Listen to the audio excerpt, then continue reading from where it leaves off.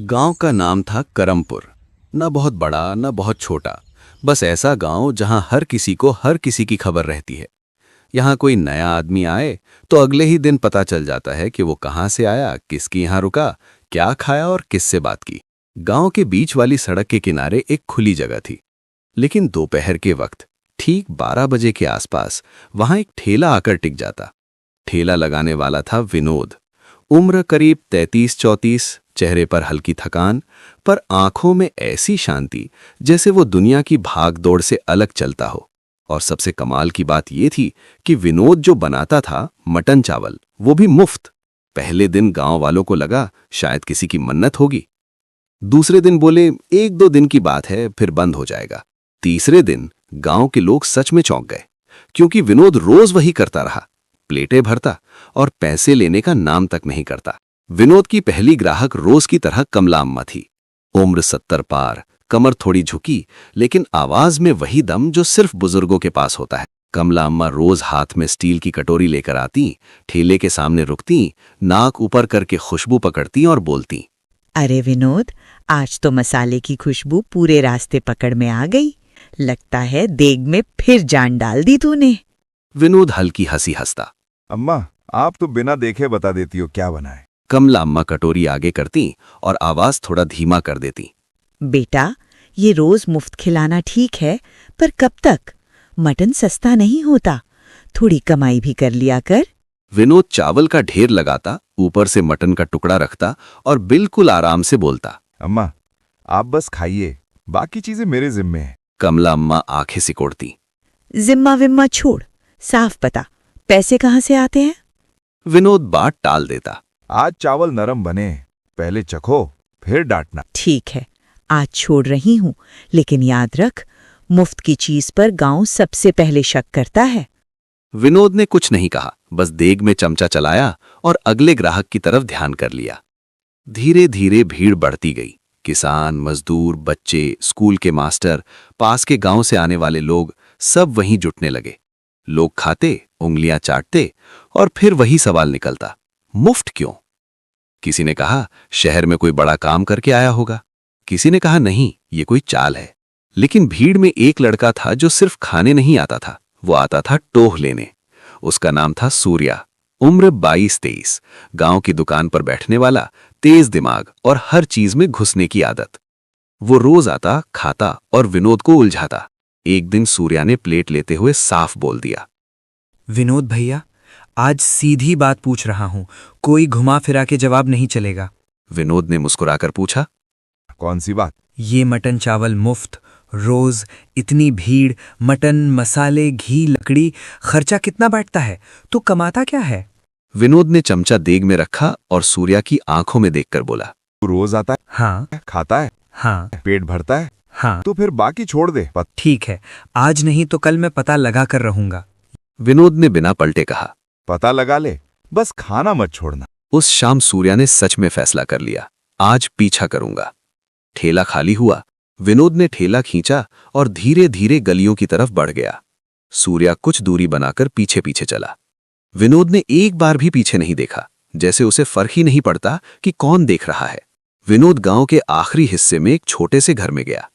दरवाजा पुराना, अंदर बस एक चटाई, 2 बर्तन और कोने में बोरी में थोड़े से चावल।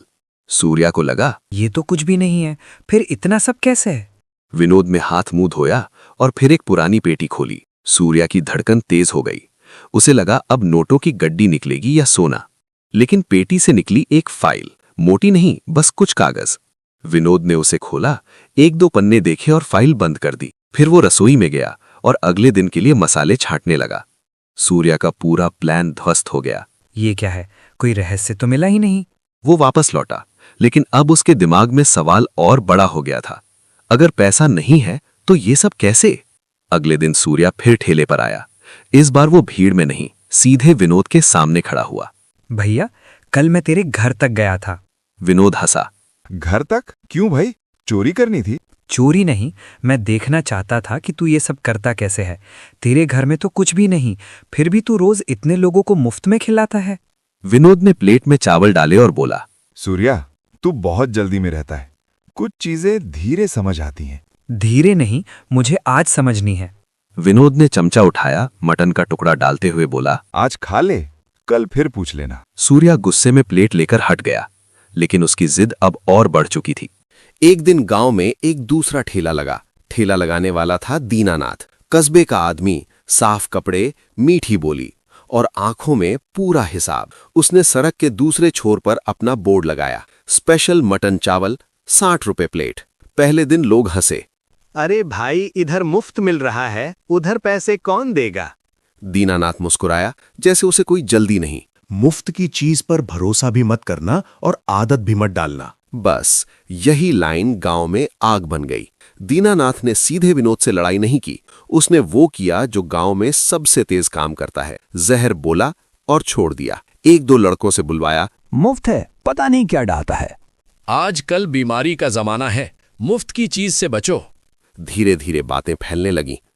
पहली बार ऐसा हुआ कि दोपहर में विनोद ने देग चढ़ाई और भीड़ आधी रही। कमला अम्मा आई, लेकिन चाल धीमी थी। कटोरी आगे की और बोली, बेटा, आज कम लोग हैं। अम्मा, कभी कभी ऐसा हो जाता है। ऐसा नहीं होता, करवाया जाता है। किसी ने कुछ फैलाया है। लोग जो सुनते हैं वही मान लेते हैं। और तू अब भी चुप रहेगा? विनोद ने कटोरी भरकर दी। मैं अपना काम कर रहा हूं अम्मा। कमला अम्मा जाते जाते एक बात छोड़ गईं। चुप रहना भी कई बार गलत समझा जाता है। गांव में चुप्पी को लोग डर समझ लेते हैं। अफवाहें बढ़ीं तो बात सरपंच तक पहुंची। सरपंच का नाम था हरिचरण, सख्त आदमी, पर गांव का जिम्मा उसी पर था। सरपंच ने एक दिन दोपहर में ठेले पर आकर कहा, विनोद, गांव में बात हो रही है, तू साफ साफ बता दे पैसे कहां से आते हैं। मैं संभाल लेता हूं। सरपंच का चेहरा सख्त हो गया। ये जवाब नहीं है। दीनानाथ दूर खड़ा था, अंदर ही अंदर खुश। कल डॉक्टर को बुलाकर जांच करवा देंगे, तू बुरा मत मानना। ठीक है। अगले दिन डॉक्टर आया। उसने खाना देखा, सूंघा, चखा और बोला, खाना साफ है, कोई दिक्कत नहीं। भीड़ में राहत आई। कुछ लोगों ने दीनानाथ को ऐसे देखा जैसे वो पकड़ा गया हो। अच्छा ठीक है, अब तो सही होगा। लेकिन उसका असली खेल अभी बाकी था। एक शाम दीनानाथ ने चौपाल पर बैठे लोगों को धीरे से कहा, देखो, मैं किसी का बुरा नहीं चाहता, लेकिन एक बात बताओ, अगर सब कुछ इतना साफ है तो विनोद पैसे की बात क्यों नहीं बताता? और उसके घर में जो फाइल है वो किसकी है? बस फिर क्या था, लोगों के दिमाग में फाइल एक नई कहानी बन गई। कहीं वो फाइल जमीन के कागज तो नहीं? कहीं किसी के नाम का पैसा तो नहीं? अब सवाल मुफ्त क्यों से आगे निकल गया था। अब सवाल था, विनोद असल में कौन है? उसी रात विनोद अपने घर लौटा। वो थका हुआ था। उसने पेटी खोली, फाइल निकाली और पहली बार बहुत देर तक उसे देखता रहा। फाइल के अंदर सिर्फ कागज नहीं थे, उसमें एक छोटी सी कॉपी भी थी। उस कॉपी में नाम लिखे थे, और ये नाम गांव के उन लोगों के नहीं थे जो रोज खाते थे। ये नाम उन लोगों के थे जो रोज भीड़ में खड़े होकर भी प्लेट लेने की हिम्मत नहीं करते थे। सूर्या अब भी राज जानना चाहता था, लेकिन उसे ये भी दिख रहा था कि विनोद सच में किसी का फायदा नहीं उठा रहा। एक दिन सूर्या ने देखा, एक छोटा बच्चा ठेले के पास आया, लेकिन पैसे न होने पर पीछे हट गया। ओए, क्यों जा रहा है? भैया, मैं तो बस देखने आया था। सूर्या को पहली बार अंदर से चुभा। उसने अपनी प्लेट आगे की और बोला, चल, आधी मेरी आधी तेरी। बच्चे की आंखें चमक गईं। विनोद दूर से देख रहा था। उसने कुछ नहीं कहा, बस चुपचाप देग में चमचा चलाता रहा। लेकिन उस दिन सूर्या ने पहली बार महसूस किया, कभी कभी सवाल से पहले काम जरूरी होता है। दीनानाथ अब भी हार मानने वाला नहीं था। उसने एक नई चाल चली। उसने गांव में खबर फैला दी कि वो एक दिन सबको फ्री में मटन चावल खिलाएगा। बस फर्क ये था कि वो फ्री के नाम पर लोगों की भीड़ इकट्ठा करके फिर अपने ठेले का प्रचार करता। उस दिन दीनानाथ ने 200 प्लेट बांटी। वाह, सेठ जी तो दिल वाले निकले। लेकिन अगले दिन दीनानाथ ने कीमत बढ़ा दी। अब प्लेट 80 रुपए की। कल तो फ्री था। कल दान था, आज धंधा है। यही गांव को फर्क समझ आया। फ्री में खाना देना आसान है, लेकिन रोज देना और बिना दिखावे के देना वो अलग बात है। धीरे धीरे लोगों की नजरें फिर विनोद की तरफ लौटने लगी, पर तब तक नुकसान हो चुका था। विनोद की देग कई दिन वापस खाली गई। सरपंच हरिचरण ने आखिर चौपाल बुलवाई। गांव के लोग जमा हुए और इस बार माहौल ज्यादा सख्त था। विनोद, गांव तुझ पर शक कर रहा है और ये शक गांव को तोड़ देता है। या तू सच बता दे या फिर ये ठेला बंद कर दे। सूर्या आगे आया। उसकी आवाज अब पहले जैसी अकड़ वाली नहीं थी। भैया बता दे, अब बात हाथ से निकल रही है। बेटा, हम सब तेरे खिलाफ नहीं हैं, पर गांव का दिमाग खराब हो गया है। विनोद ने एक सांस ली, फिर बहुत धीरे से बोला। ठीक है, मैं बताता हूँ। चौपाल में सन्नाटा छा गया। लेकिन एक बात पहले साफ कर दूं, अगर मैंने सच बता दिया तो कल से ये ठेला करमपुर में नहीं लगेगा। भीड़ में हलचल हुई। ये कैसी बात है?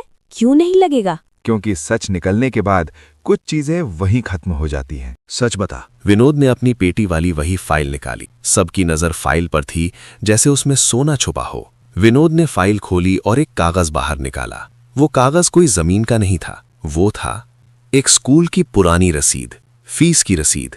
ये किसकी है? ये मेरी बहन की है। सूर्या ने पहली बार देखा। विनोद की आंखें भारी हो गईं। आज से करीब 12 साल पहले मेरा घर इसी करमपुर के पास वाले गांव में था। हम बहुत गरीब थे। मेरे पिता मजदूरी करते थे, माँ लोगों के घरों में काम करती भीड़ चुप थी। मेरी बहन पढ़ना चाहती थी, लेकिन फीस हमारे लिए पहाड़ थी। एक दिन गांव में किसी ने कहा, पढ़ाई लड़की के बस की नहीं, और घर में लड़ाई हो गई। फिर उस रात मेरी बहन बिना खाए सो गई और सुबह वो बुखार में थी। हमारे पास दवा के पैसे नहीं थे। चौपाल में सन्नाटा और गहरा हो गया। विनोद ने फाइल से दूसरा कागज निकाला। ये था एक छोटा सा लाल धागा और उसके साथ एक नोट किसी और की लिखावट में। उस दिन मुझे पहली बार किसी ने खाना दिया था, मटन चावल, और वो देने वाला कोई अमीर आदमी नहीं था। वो था मेरे पिता का दोस्त, गंगाराम काका। गंगाराम? वो तो मर गया।